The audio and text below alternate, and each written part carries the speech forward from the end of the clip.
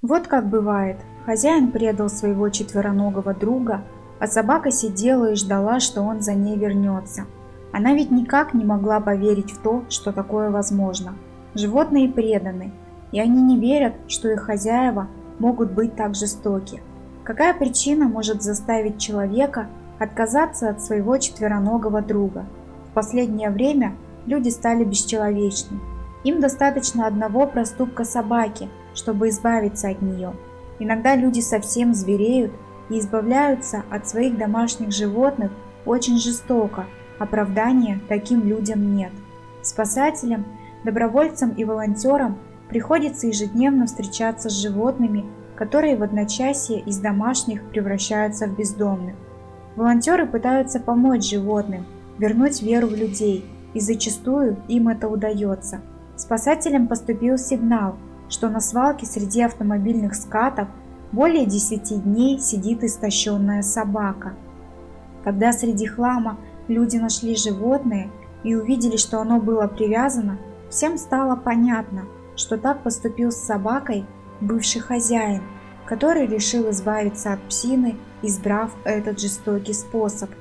С трудом животное удалось погрузить в фургон и отвезти в ветеринарную клинику. Истощение, анемия, деформация конечностей – это лишь малая часть всех болячек спасенной собачки. Ветеринары боялись дать животному сразу большое количество пищи. Не было понятно, как отреагирует организм собаки, которая все 10 дней голодала. Начинали прикармливать по чуть-чуть. Когда пес чуть ли не до блеска облизывал свою миску, волонтеры еле сдерживали слезы.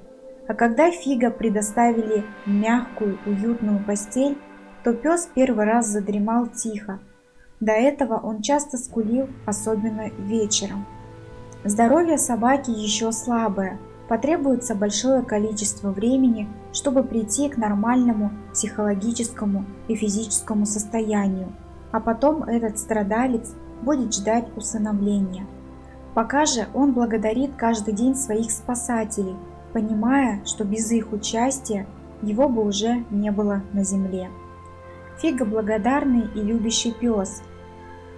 За что с ним так жестоко обошлись, никто из защитников не понимает.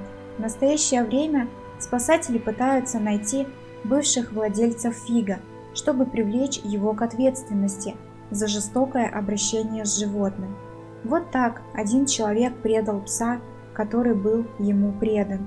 И только благодаря работе волонтеров, возможно, пес сможет снова поверить людям.